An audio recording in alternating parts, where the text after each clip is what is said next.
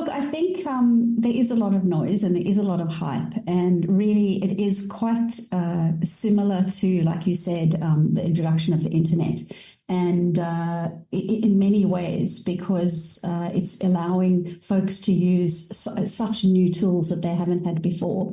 But I think if you break it down into the three elements of AI, this is the way I look at it, right? So you can integrate AI functionality into the products and services that we offer. Okay, so that's one aspect. The second aspect, which is building on other types of products and services that we've offered in the past. Yeah. Then there's internal efficiencies, which we've been able to do over the years, process improvement, process automation waves. And this is yet another wave of offering more functionality. And then the third one is the personal productivity, which really is where the generative AI comes in.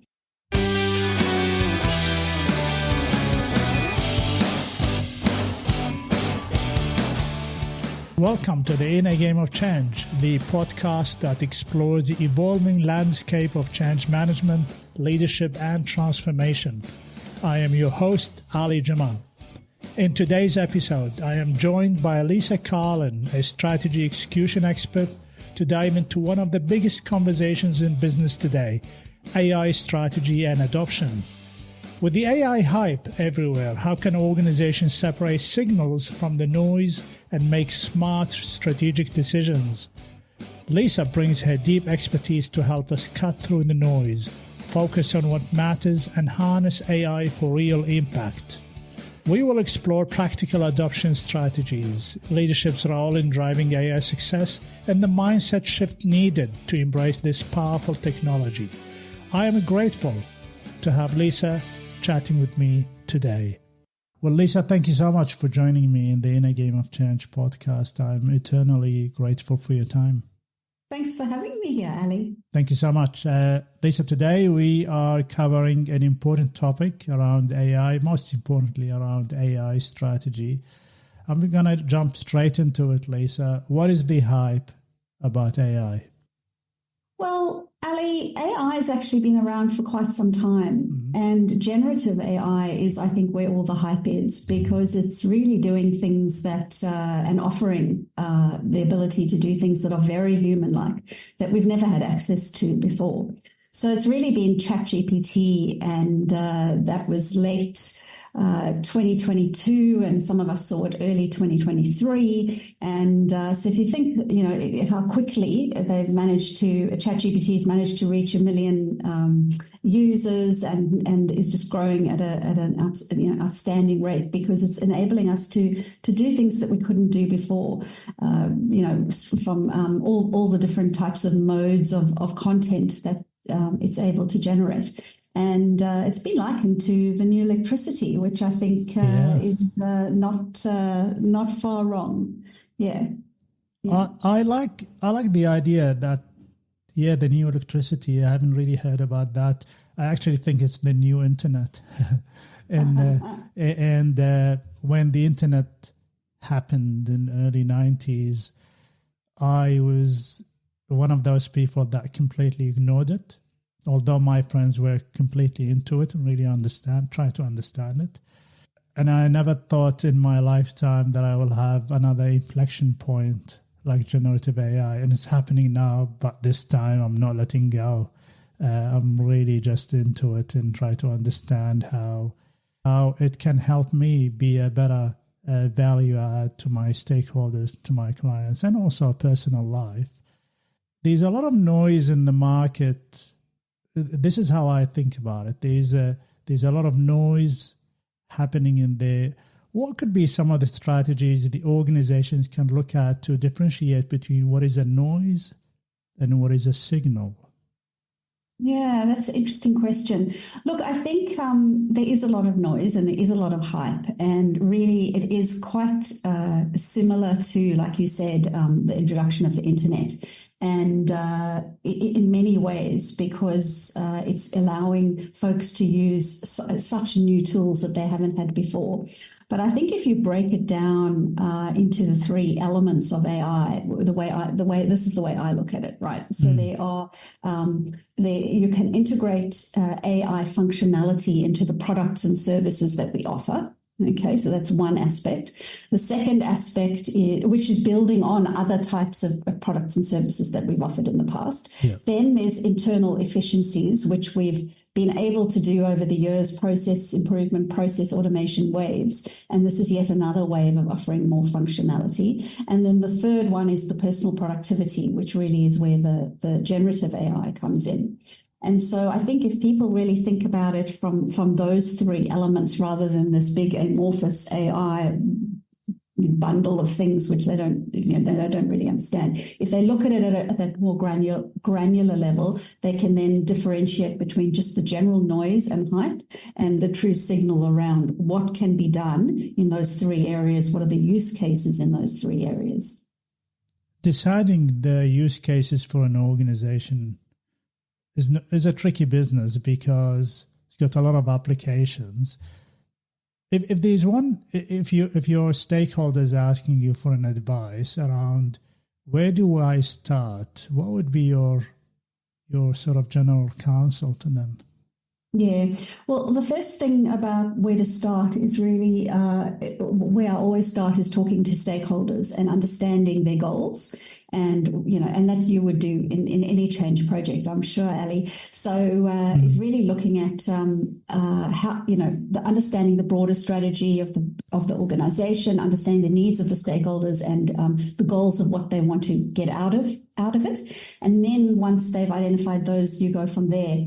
And do some research really into the different use cases. So, for example, if a cost reduction or cost efficiency is a major drive in the industry, okay, then there are some fabulous ways that you can use AI to reduce costs. So let's look at the finance function, for example. There's been a whole history of automation in finance through ERPs. And then the next wave of AI just allows much easier automation and much more automation of things that we weren't previously able to automate.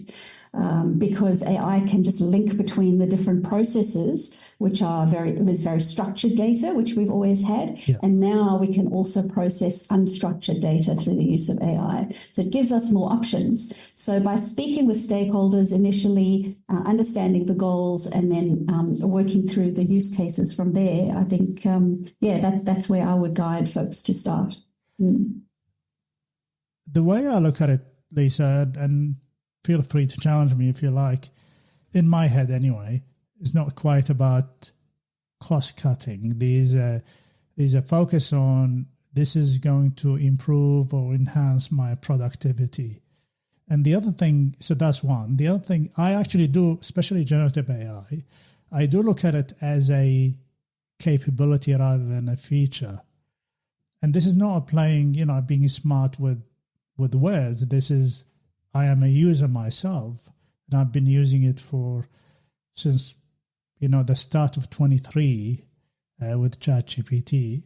So it's become part of my workflow, and therefore for me, that is a capability. I've built a capability to be able to collaborate with the generative AI. Am I being too optimistic or romantic about it?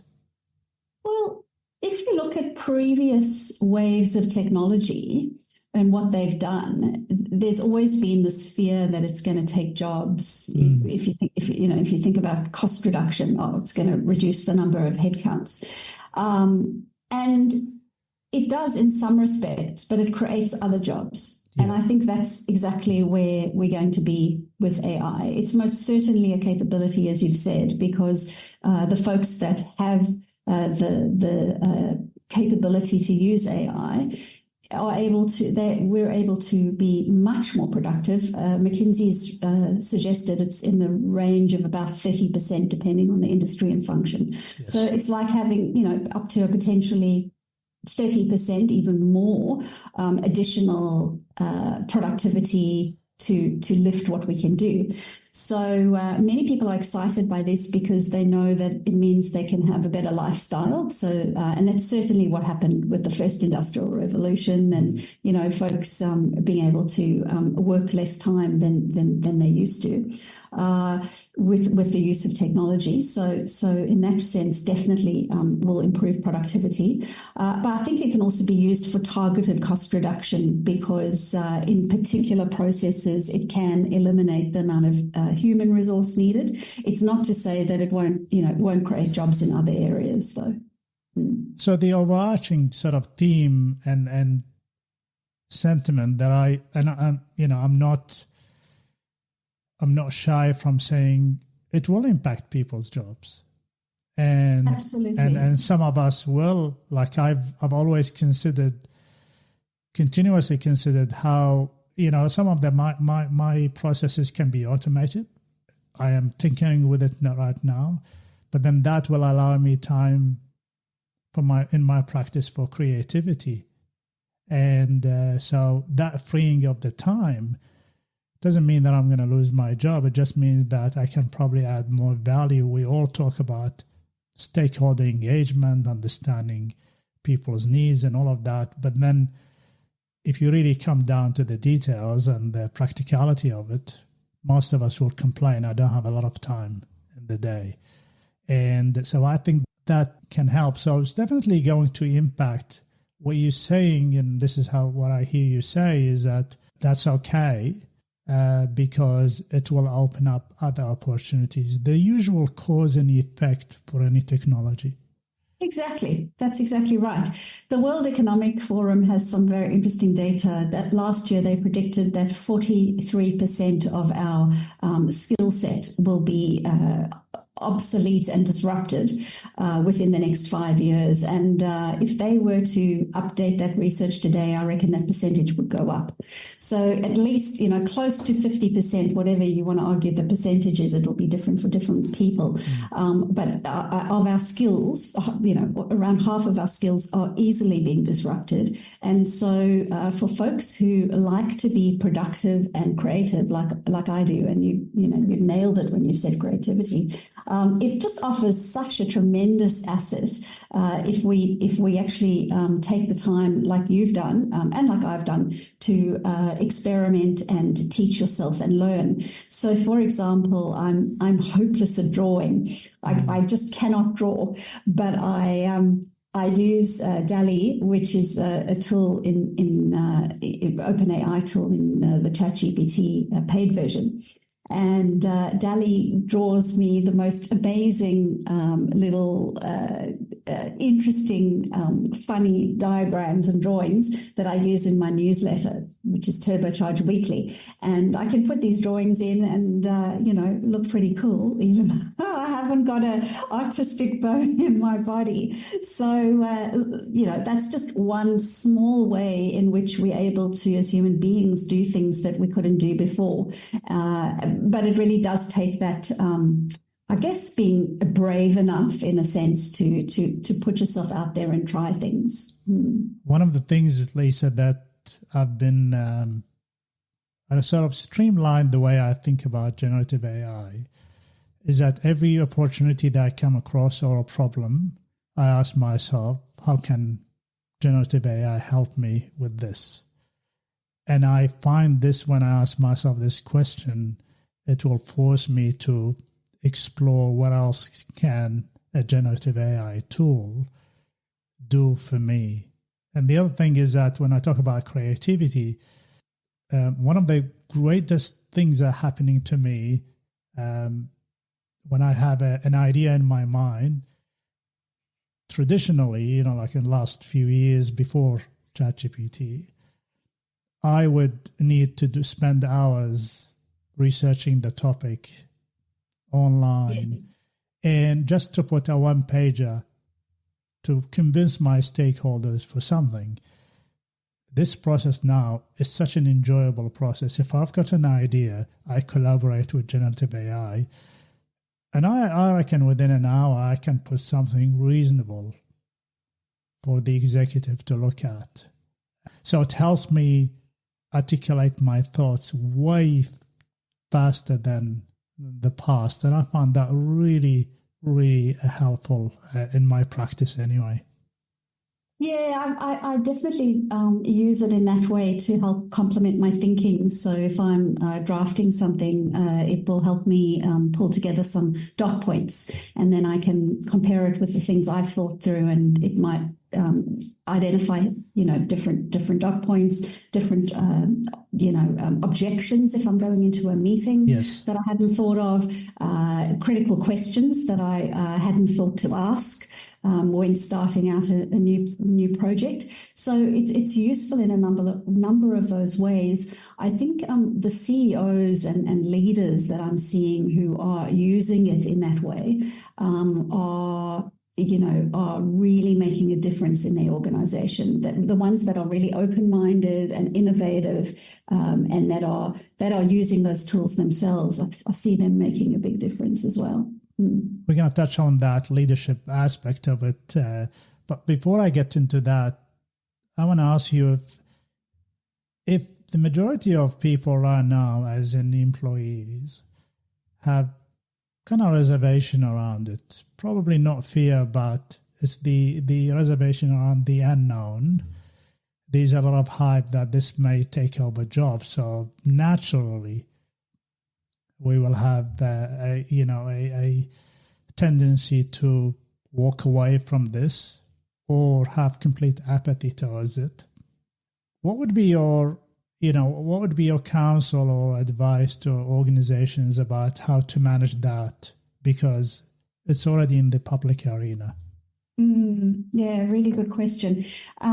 It's really interesting, the kinds of sources of resistance that I'm seeing. Some of it is just this reaction to the hype of it all and the intimidation that people feel, where they just try and downplay the importance or the usefulness of it, and just hone in on the fact that it's overhyped and it's often wrong, and they're deep fakes, and there's all these, and then they would go through all the privacy concerns and all of that.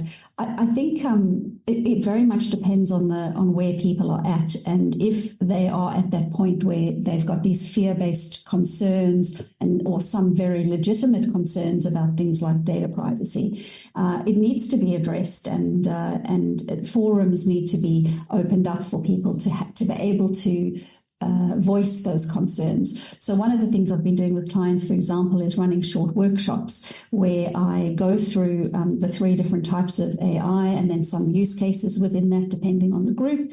And within a couple of hours, we do some brainstorming around how it can be used and get people to try some things. And then that starts breaking the ice, because then people see that they don't need to be IT, digital specialists, technology specialists to be able to use this, that it's not as hard. And yes, it actually can add value. Mm-hmm. So it's giving people that opportunity to understand what it means for them and get their hands on the tools and start experimenting. That really helps. And the other is I always focus on the culture of the business. So that's an important part of my work as a strategy execution specialist, is to think broader than the change, broader than the project management, broader than the strategy. Think about it, how all of that fits into the culture. And by understanding the culture in that way, then we can modify the approach to suit the culture. So, for example, if it's very oppositional and people, their reaction to fear tends to be very active, and they like to voice their concerns, right? Then give them an opportunity to do that. That's what I would do. And I often do that in the format of, let's think of all the things that could go wrong and all the things that we don't like about it. And then, okay, now let's look at all the positives and how we could actually get some value from it. And that way it gives people a chance to offload their biggest concerns and to be able to think about some of the positives and practical applications.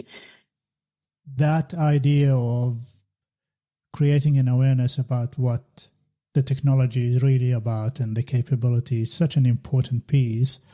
I focus a lot on two things in my practice, Lisa. One is the AI literacy, which is basically the unknown can be scary. Once you, as you mentioned, that break the ice with it, they think, oh, is that it? It's actually fun to do that. And the second thing is that, that I focus on, instead of focusing on the actual capability and the tool, I focus on the mindset. We all want to do a good job. We all want to improve. And even if you don't want to improve, you still want to do a good job. And then if that is your intention, and if you want to progress in the organization, surely you want to come up with the new strategies and new ways of working. Wherever you sit, this capability can help. And so I focus on the mindset. And I know it's a long-term game, but I think that feeds into what you just talked about, rightly so, is the culture. Unless with this particular technology, this is not a feature, a Microsoft feature that you're just going to have in there and you're going to forget about it. It's actually there. And it will be a missed opportunity for people to actually even overlook it. I mean, why would you not do it? Let's talk about the leadership part of it. And I think you you mentioned before that leaders adopt first, and probably not as typical users, because the majority of the leaders have their EAs and everybody else around them. But at least, in my opinion, if they understand the potential, they can be advocates for it. Exactly. That is exactly what I think is needed. It's been interesting, Ali, this particular digital change compared to many others, in that a lot of it has been driven from the grassroots up. So if I look at the stats of users of ChatGPT, 65% of them are 18 years to 35 years, so that cohort. And so they've been a big driver of that in organizations.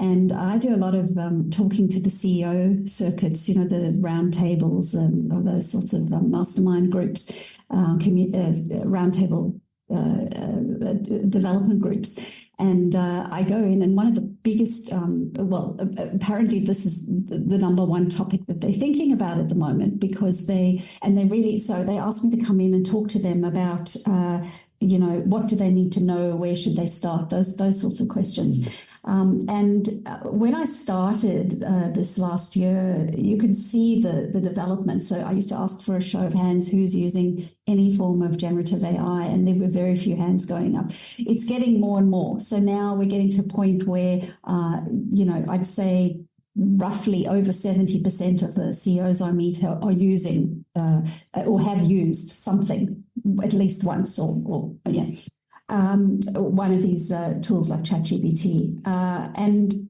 the folks that are using it the most, though, are really role modeling it in the organization. And they are sending such a strong signal that they agree on the innovation, that they support the innovation. And then I look at some folks who have put blanket bans in their organizations. We will not allow use of ChatGPT because of the privacy concerns. And I'm sure you've seen some organizations like that, Ali, and doesn't that send a very different signal? I've noticed three types of organizations. There are these, leaders over the last 3 years, is that there are some who are early adopters, very advocates. They're close to the technology. They usually come from a good technology background. Their CIOs are very active, and therefore that all influences their leadership mindset. And then you've got the last group. I'm going to talk about the second in a second. The last group do not touch it or say nothing until we sort it out. It's quiet, and therefore ChatGPT and Microsoft, by the way, with Copilot, they're a clever company. So they gave you the technology and you adopt it at no cost. Actually, Copilot, they put that in Edge, which is their own browser. That is free to the organization. The same with ChatGPT. In fact, both of these companies did a brilliant job in creating adoption with the minimum effort, which is basically they gave you the tool and you had no option but to use it. And then you've got the group in the middle, which I think they're the smart group. They're thinkers, but they are not gung-ho going that the first group. They're not sitting and hiding like the last group. They do say, we're going to start somewhere. We understand there are concerns around the privacy and security and all of those things. We are looking at all of those things. And we have plans, but the overarching mentality and the mindset is that we do believe that there is something in this technology that can help us. And therefore, we're taking some steps, and here are some of the steps that we're taking. I think that's probably a reasonable approach to the Australian workplace. Whereas in America and Canada, from my experience and talking to companies and leaders in there, especially in America, it's happening. It's you're going to have to use it, but we are a different culture here in Australia. Yeah, we are. And so, I agree with you with those three different areas. So they are definitely, different groups, and people will adopt it at their own pace. But there are things that the organisation can do and the leaders can do to nudge them forward. And that's really up to the organisation and how they want to introduce it and how fast they want to encourage usage. Yeah. What industries do you think in Australia, Lisa, that will highly likely be the early adopters in this? Well, they're already happening, but what's your observation? Well, it's been quite interesting. I've seen the banks and financial services do a lot of work in the space because they were working on it anyway. So, even years ago, there was a product I saw which was a humanoid or a human AI bot that folks could talk to on a product, like a video conferencing product, to ask about their financial services needs. And this particular product was built around the culture of the typical customer profile, which was a Eurasian woman. And that woman, that humanoid, had personal who had the ability to, using sentiment analysis, to understand the expressions on the customer's face. So they could escalate, for example, the call to a real human if the person was angry, for example.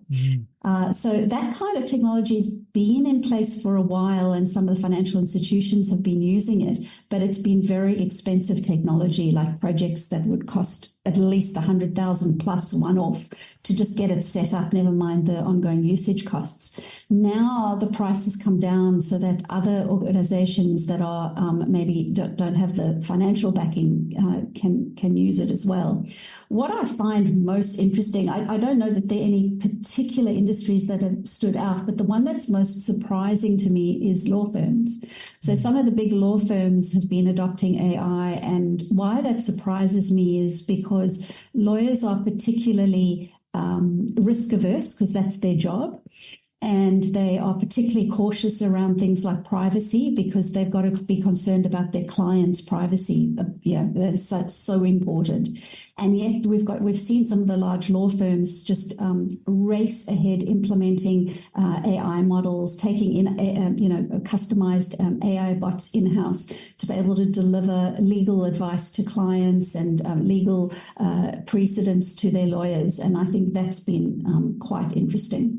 That is very interesting. That's their first sort of line of advisory group. And then they can get the lawyers to focus on the complex cases. Exactly. My observation, Lisa, is that, talking about lawyers, I worked with a group of lawyers, and they're very protective. They don't want to use it for anything lawyer stuff. However, they think it's an amazing piece to help them do the research way faster at an exceptionally low cost. They see that as a huge enabler for them to be able to provide comprehensive advice faster to their clients. Yeah, some of the consulting firms are also adopting it for that reason. And I particularly like, I don't know if you've seen the Reid Hoffman YouTube where he's created a likeness of himself and he interviews himself. I don't know if that one. Yes. I've read about it. I haven't watched it. Yeah. It's quite interesting because sometimes I pop it up on the screen and people guess which one's real and which one isn't. And you know, it's he's done it really, really well. And when you see how the AI version of Reid is being trained on Reid's IP, so that it can answer the questions that somebody would ask, you know, about any of the research and IP that Reid has. So, you know, in a very nice, interactive format.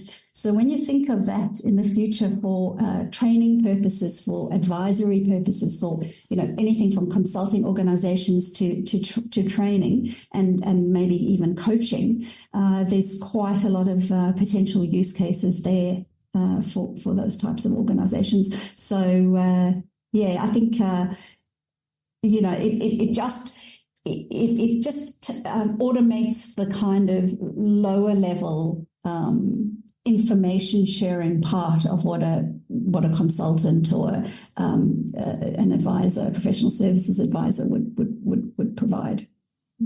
I recently was thinking about how this capability can help make better decisions, and then I was thinking, well, it's already happening in industries like stock market and all of that. That's already a live decision-making process happening through technology based on the information. Can you see that being translated into the traditional workplaces? Yes, absolutely. I think as people get more and more comfortable with it, it will grow. What I find particularly interesting, and I'm sure you've experimented with this as well, is you know, advice around change management itself. For project managers and managing projects, change projects. And asking it for advice around how to influence other human beings, and that's, you know, that can be really, really powerful. So we're actually using machines to advise us as humans in how to relate to other humans. Which is really a fantastic thing. It's one of the things that I used way early in the piece, and I experimented with it, and I've become better at it now, is I gave it, and this is a skewed source in Copilot, I gave it access to, it's got access to all the emails from clients, all my chats with them, and I asked it to analyze how they accept communication and messages, what is the best way to communicate with them. And I took all of that insight, and then when I created my change engagement plan, I embedded that insight into it, and it gave me a complete picture of the stakeholders. When I looked at it, some of it did not surprise me, but some of it also validated that I haven't thought about a lot of other things that the machine can help me think about. Literally, you can ask generative AI, is there anything else that I haven't thought about? As simple as that. Right. As simple as that. It's like you've got your own coach with you, you know, giving you insight. In fact, as an aside, I give ChatGPT photos of my golf swing. I took photos from the video and asked ChatGPT to analyze my swing based on the pictures. It's quite amazing. So, which means my coach may not have a job, but I did say to the coach, I still need the human. I still need somebody to say to me, hey, well done, Ali. This is really quite an improvement. But because I can't pay for the coach twice a week, I'm thinking maybe I pay for the coach once a week, and then I ask ChatGPT to do the rest for me as a training partner. And so it's quite fascinating, you know. And ChatGPT knows about 3 personas about me. I am in the business of changing homes. I am a father, and I'm a golf player. So it's got different personas, and therefore it can customize the the insights for me. It's quite amazing technology. That I am so happy that I'm actually living in this age, Lisa. So put it that way. Oh, yeah, me too. Can you imagine missing out on all of this? I know. And I want to go back to, you mentioned something around the age group in the between 20s and 30s. I was reading something, and I haven't really read the whole piece. I only read the headline in The Economist just yesterday, talking about the difference adoption between males and females in generative AI. And it looks like in majority of categories, males are using it way more. And it's quite surprising to see jobs like HR, which is more populated by females than males, not using it. Whereas, and I think that's a missed opportunity, because generative AI is actually very capable to help with all of those. You may not have seen this, but what's your general take on that? Or is it still too early to even look at that? Yeah, I haven't actually seen the data on that, Ali, so I couldn't comment on the usage by gender. But what I do agree with you is that HR, have a huge, opportunity here to step up and use generative AI. I actually did a presentation for senior HR audience 2 weeks ago, and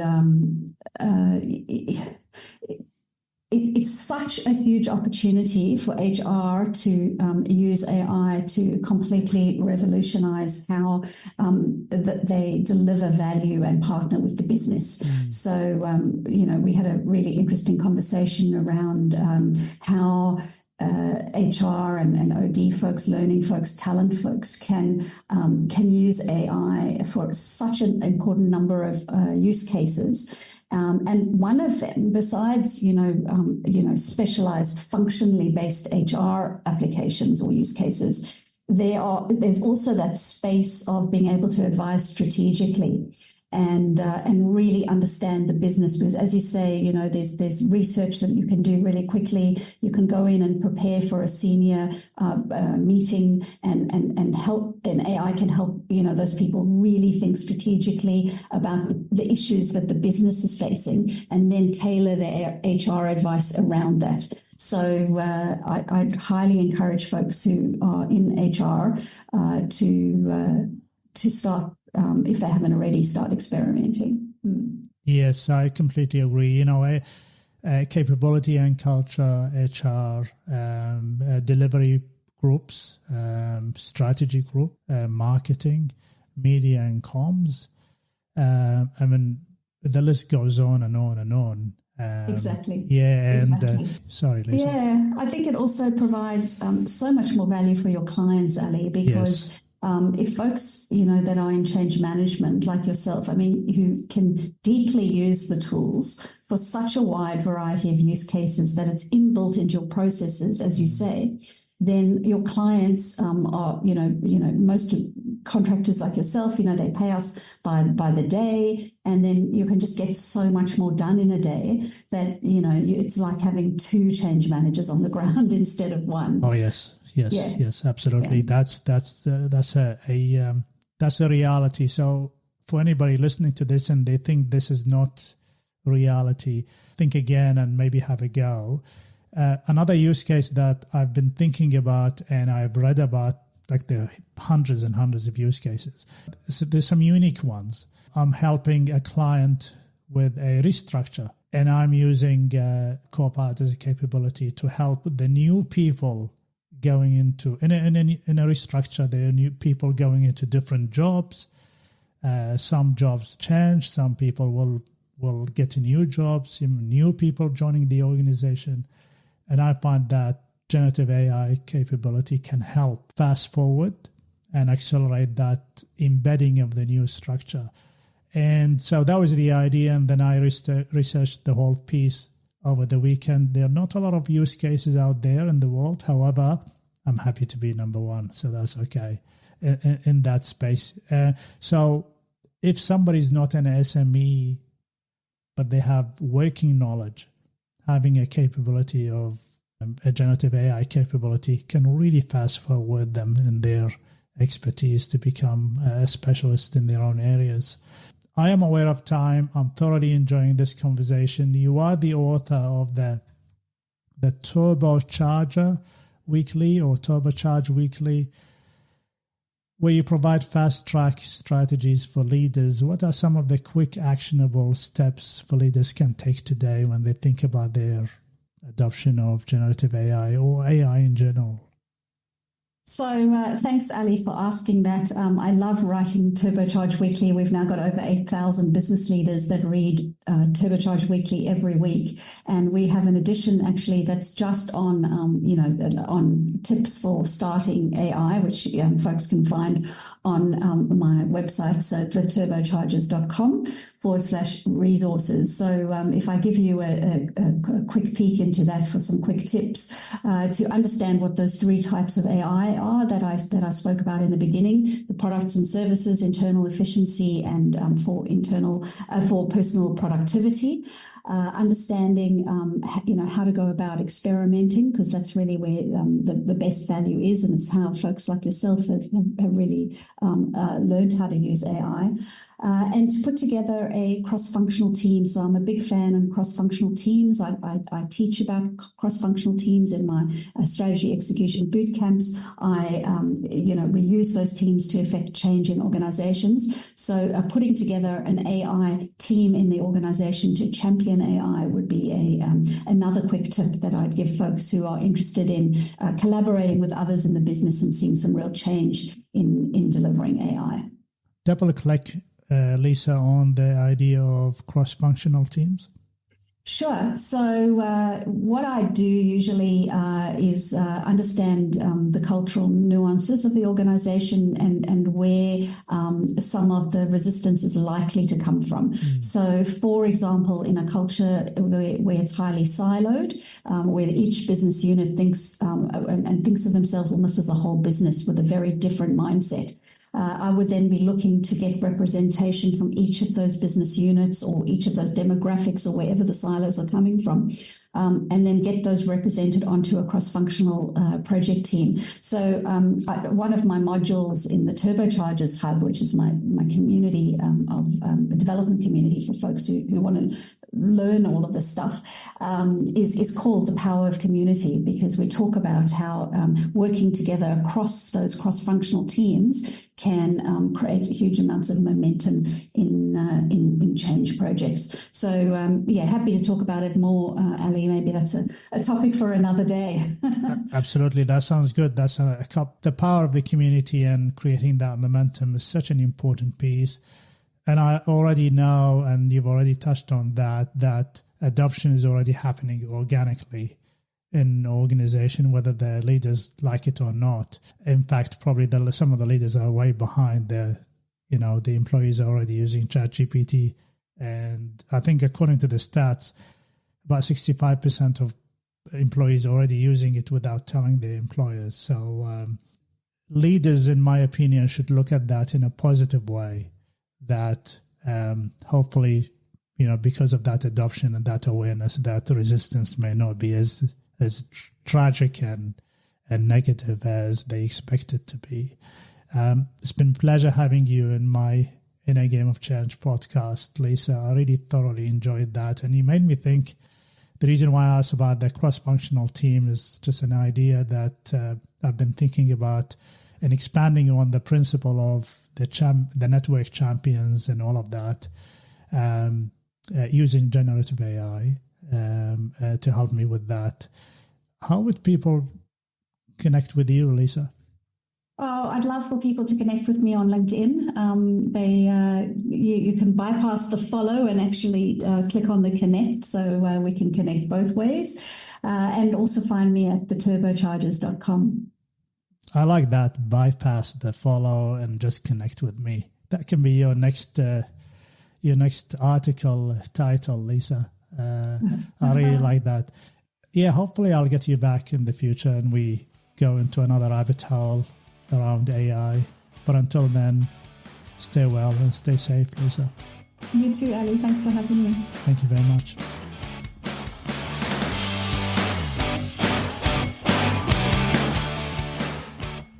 Thank you for listening.